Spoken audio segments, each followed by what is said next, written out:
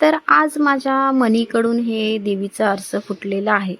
तर मी ना दोष ना मनीला देणार ना ह्या फ्रेमच्या काचेला देणार. तर माझ्यासोबत ना हर रोज काहीतरी घडत असतोच. त्याच्यामुळे ना मी दोष कोणालाच नाही देत. मी दोष देणार आहे ते फक्त वेलेला. कारण ही वेल होती ना तीच खरी वेल चांगली नव्हती. तर जो टाईम असतो ना आपला तो खराब असतो असं मी पकडून चालते.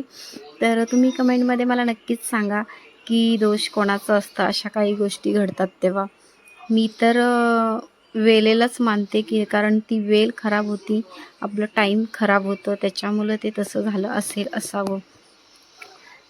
तर आता मी सगळं काम आवरून घेते फटाफट, कारण आज मला जायचं आहे मिस्टरांना दवाखान्यात घेऊन परत एकदा.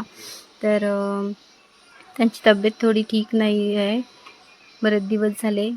तर चला आता आपण जाऊया.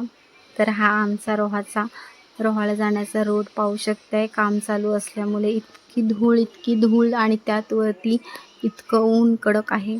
तर ही आहे आमची कुंडलिका नदी.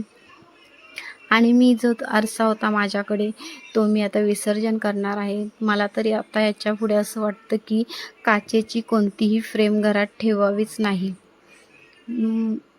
का असं म्हणते म्हणजे आपल्या मनाला सुद्धा दुःख होणार नाही, कारण फ्रेम फुटली म्हणजे देव नाराज झाल्यासारखंच होतं. त्याच्यामुळे मला असं वाटतं याच्यापुढे काचेची फ्रेम नाहीच ठेवावी. तर आणि आज तुम्हाला सांगते ना नेमकी काहीतरी घ्यायचं आणि मला काचेची फ्रेम घ्यायची नव्हती. तर माझे मिस्टर म्हणाले की राधाकृष्णाचीच फ्रेम घेऊया. तर मी ना सगळीकडे शोधून कंटाळली, पण फ्रेम सगळ्या आहेत त्या काचेच्याच आहेत. तर म्हटलं चला एखादी घेऊनच टाकूया आता, कारण अर्जंटली काय पाहिजे असेल ना तर आपल्याला मिळत नसतं. तर चला आता मी बाजारात जाऊन आलेली आहे सगळं काम आवरून, आणि आता इथे मी टाईमपास काय करते ते पाहायचं आहे का.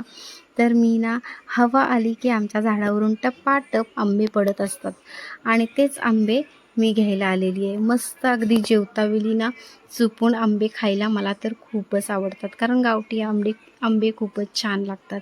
चला तर आता आलेली आहे मी माझ्या आत्या मामांकडे. तर त्यांचं आहे आज रिटायरमेंटची पार्टी सेलिब्रेशन. तर इथे पाहू शकताय मस्त अगदी एन्जॉय केलेलं आहे. आणि मग छान फोटो वगैरे काढलं, जेवण केलं तिथे, आणि मग लगेचच म्हटलं चला आता आपल्याला निघायचं टाईम झालेला आहे, कारण खूपच लेट गेली आणि लेट आली. तर मस्त अगदी खूप छान पार्टी झालेली आहे. चला भेटूया आपण नेक्स्ट